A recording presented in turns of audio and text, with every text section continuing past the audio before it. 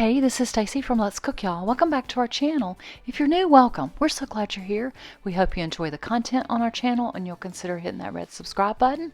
We're back with a brand new abbreviated version of What's for Dinner. We've got a couple of quick meals that we had before we geared up for our multi-day Thanksgiving preparation and feasting with our family. We hope you enjoy all the food in this week's What's for Dinner video.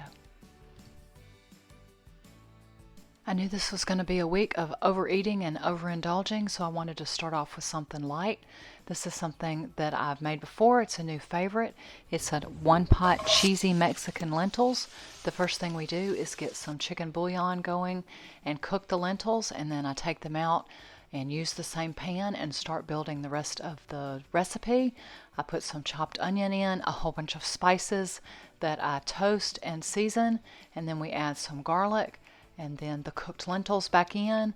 The original recipe calls for you to cook brown rice at the same time. I usually use brown rice, but I had some cooked white rice in the freezer, so I just took that out and added it. I add some enchilada sauce, some salsa instead of the fire roasted tomatoes that the original recipe calls for, some grated zucchini, some more seasonings, and then I opened a can of black beans and rinsed and drained and used about a cup or a cup and a half of those, some frozen corn, and then to make it cheesy, we're going to mix some shredded cheese in the mixture and then put some more on top and let it melt. Really easy and pretty healthy. I have made this one before. This is a Mexican cheesy lentils. If you're vegan, just replace the cheese or leave it out. It's got a lot of good stuff in it. We eat it kind of like nachos. Tim, needless to say, is thrilled about it. We'll put it over chips with some more sour cream and cheese. I'll show you a quick picture of our plates. That's what's for dinner tonight.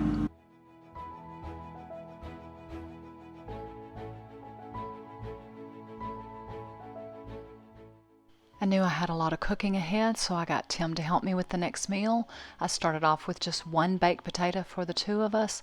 I cleaned it really well, pricked it with a fork, put olive oil, salt, and pepper on it, and then cooked it about 40-45 minutes till it was fork tender in my air fryer. I had some fresh asparagus I found on sale at Kroger, which I always store in a cup of water to keep it as fresh as long as I can. I dried it off and then snapped off the woody end of each of the pieces. We have done this in the air fryer, but we did it on the grill today. I pat it dry, add some olive oil, salt, and pepper, very simple seasonings. I also fixed us a quick salad. I did toast some walnuts up to add to the cheddar and apples on our salad. Tim has helped me out tremendously today and done all the cooking. He's been eating healthy lately, so I thought he deserved a ribeye steak, some salmon for me. We're going to split the potato from the air fryer. I thought about putting the asparagus in the air fryer. I'll leave a note as to how long it takes in hours, but since he was grilling, we threw them out on the grill. A quick fall harvest salad. I didn't even have time to make up a vinaigrette, so the store-bought one we like is Ken's honey mustard.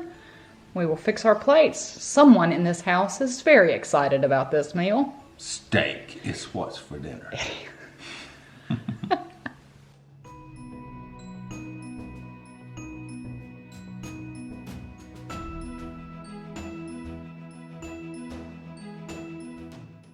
I'm going to try making a new cake. This is something I saw online and pinned to Pinterest. It's an apple cider donut cake. We're going to start with the yellow cake mix and beef it up with things like eggs, melted butter, vanilla, brown sugar, cinnamon. We're going to reduce some cloudy apple cider with water and add to it, and also add some more sugar, like it doesn't have enough, and some applesauce to beef up the apple flavor. And then when it comes out, we're going to make a glaze with some powdered sugar and some more apple cider. And I've got a bundt pan. Mine is a little larger than what it calls for, so my cake won't rise as much. It will look a little flatter, but we will hope that the taste is still there. I have greased and floured it, so we will mix this up and give this new recipe a try, and I will leave a link to it. I preheated my oven to 350 degrees, then in a large mixing bowl, I beat together the yellow cake mix, apple cider, apple sauce, the water, and the 3 room temperature beaten eggs.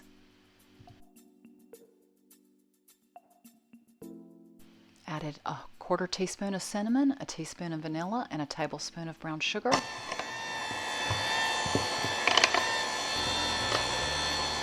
For the cinnamon sugar topping, it was 2 tablespoons of cinnamon and 1/4 cup of sugar. And for the glaze, we're going to mix a cup of powdered sugar and 1/4 cup of the cloudy apple cider over low heat. I went ahead and prepared the glaze while the cake was baking at 350 for about 40 to 45 minutes. I checked with a toothpick to see if it was done and let it cool for about 20 minutes on a wire rack before I turned it out on my cake plate, and yay, it came out just fine. I took my pastry brush and got off any loose crumbs and some of the extra flour from when I coated my bundt pan, and then I started brushing on the melted butter. It's a 1/4 cup that I just melted in my microwave.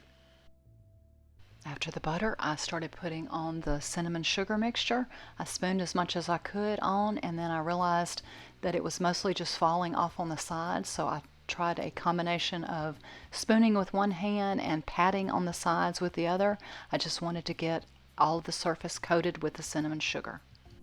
If it tastes half as good as it smelled while it was baking, this one should be pretty good. Obviously, we will all be on a sugar high overload, but we will leave a comment as to whether or not this one went over well. It was a keeper. Always a little risky for me trying a new recipe for people at a holiday or a get-together or something. Another new recipe, we're going to mix up a sweet dip. I think I only have graham crackers. You could dip pretzels, animal crackers, most anything in it. We're going to see about this chocolate chip cookie dough dip. I am going to cut the butter in half. The original recipe, which I will leave a link for, calls for a 1/2 cup of butter, which is 8 tablespoons. I'm just going to use 4, softened to blend with the cream cheese. I read several of the comments. People said, shocker, it was really rich. So we'll see if we can cut it back a little, and maybe I won't mess it up by cutting the butter content in half. I creamed the softened cream cheese and butter until it was light and fluffy. I cut most of this out. It did take quite a while. Then I added the brown sugar and vanilla and the powdered sugar to the mix. My little Tupperware thing that's about 25 years old that has a removable lid kept me from splattering myself. Again, this took quite a while to mix up. I'm very grateful for hand mixers. I would not want to do this by hand. Since this is a chocolate chip or cannoli dip, we add in 1 cup of mini chocolate chips. I folded those in gently by hand, and I had a taste tester show up ready to try it out for me. Another new one, this chocolate chip or cannoli dip. We'll see how it goes over. Not sure if I'm going to serve it with apple wedges, graham crackers. They also said pretzels. I don't have any of those on hand. Probably graham crackers. We'll see. And we'll leave a comment and I'll link to the recipe if it's any good. I also wanted to make one other dip as an appetizer, a savory one. The quickest thing I can make is sour cream, salsa, and taco seasoning to go with chips. For our first family get-together on Wednesday, we did order pizza from Domino's. We started off with a stuffed cheesy bread, and then we ordered a meats pizza, a cheeseburger pizza, and a chicken taco pizza to go along with the appetizers that I'd made, the salsa dip, and then for dessert, the apple cider donut cake with the apple cider glaze and the cannoli dip. We kept it to 10. This was my sister and brother-in-law and 3 of their 4 kids and 2 grandkids were here at our house. I was so happy to have a house full of taste testers for the cannoli dip. And then for the cake, we did try it plain first. It tastes just like a cinnamon sugar donut. And when you pour the glaze on it, it is so much better. Everyone raved about this. 2 thumbs up, and I will definitely make it again. We started Wednesday night prepping for Thanksgiving on Thursday. I got Tim to help me. We started off with a 6.3 pound bone-in turkey breast that I'd gotten. We patted it dry really well and then seasoned it. Be sure to take everything out, although this didn't have any giblets in it. We coated it really well with olive oil and then put some salt and pepper. And we debated about seasonings and took a vote, and I kind of overruled everybody and pulled out my favorite Trader Joe's 21 seasoning salute, or any multi-purpose seasoning would work. We put some slivers of unsalted butter underneath the skin, and then to be foolproof, we did use an oven bag. We cut some slits in the top to help it vent, and into the oven it goes. We cooked it until it registered 165. I think it took about 2 hours or so. Thursday morning early, I mixed up another quick dip. I keep a jar of Harry and David pepper and onion relish on hand. It's easy to mix up with softened cream cheese, and we simply call it Harry and David dip. To free up the oven, I decided to do the green beans in the crock pot. I chopped up some onion and got it ready to go on the stovetop in a heated skillet to saute that off.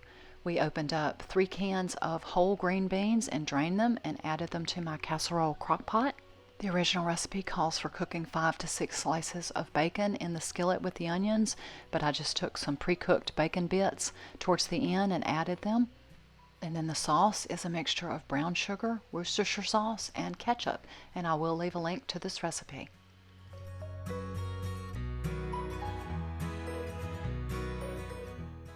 If you were doing these in the oven, you would put them in a casserole dish at 350 for about 15 to 20 minutes. Everything's basically cooked through. We just want to warm them up, or I choose to use my little casserole crock pot. I'll put it on warm until we're ready to eat. These are easy barbecued green beans.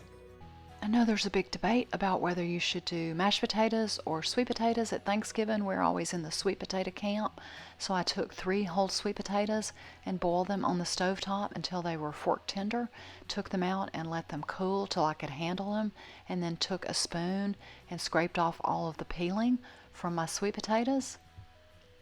For the topping for the sweet potatoes, we're going to mix 1/3 cup of packed brown sugar, 1/4 cup of chopped nuts, and we like to use pecans in our family, and we say pecan and not pecan because peas belong in a can. We say pecan. 1/2 teaspoon of ground cinnamon, and then we're going to dot with butter on the top. But what's different about this recipe is it has applesauce, which I had to open for the apple cider cake. The recipe calls for slicing the sweet potatoes in half lengthwise, which I did. Next time I think I would chunk them up into small chunks. Then you top with some applesauce and the brown sugar mixture. We will dot the top with butter, cover it tightly with foil, and bake at a 375-degree oven for about 30-35 minutes. And this is a little bit different from the traditional pecan one that we do, or that a lot of people do with marshmallows, but our family doesn't tend to like the marshmallow one. This is the free Butterball turkey breast roast that I got free from Ibotta. We're going to go out on a limb and try this in the air fryer. I saw a couple people doing it. It's going to take about an hour. We're going to try to season it with the netting on the inside and turn it about every 15 minutes. 4 times on an hour, I think at 360, and we will see how this one comes out. To be honest, I was a little worried about this one for several reasons, but it worked out really well. We patted it dry. We did leave that netting on. We coated it with some olive oil, then salt and pepper, and my nephew said he liked Italian seasoning, so we used garlic and Italian seasoning. You have to rub them in really well, and I did flip it and do both sides. Because of that netting, you have to really try to get the seasonings down in there. Netting and all. But it fits good.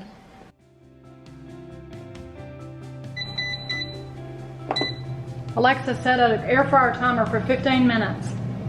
We flipped it every 15 minutes and then took the netting off towards the end. It had a beautiful crust on it. I got busy and forgot to take a picture, but this turned out really well. We started out our Thanksgiving Day festivities with some appetizers, some olives and pickles, the Harry and David dip that I made, and some smokehouse almonds. Thanksgiving at our house this year is a scaled down affair. We've got 2 different turkey breasts, the small bone-in that we did in the oven, the boneless roast that we did in the air fryer. We took one of the packets and made some gravy. My sister brought homemade yeast rolls. We voted. Everybody likes cranberry sauce out of the can. Rather than our traditional sweet potato casserole, we tried a different one with apples, pecans, and brown sugar. My sister's dressing, which is a family favorite, and the most popular dish in our family, broccoli cheese casserole.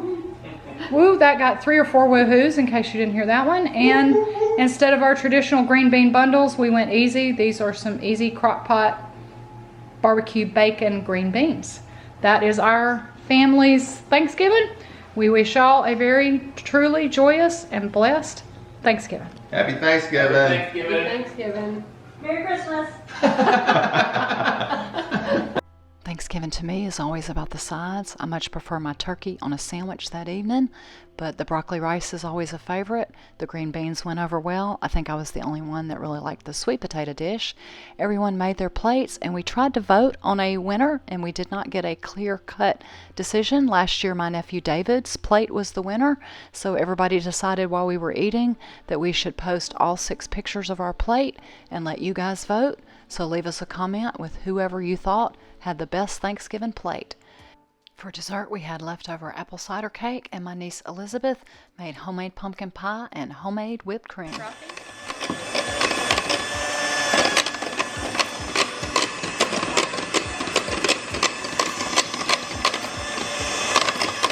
Get a little.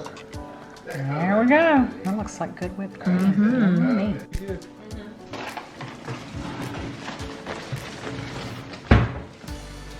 Leftover. Leftovers. A lot of food. A lot of hungry people, apparently.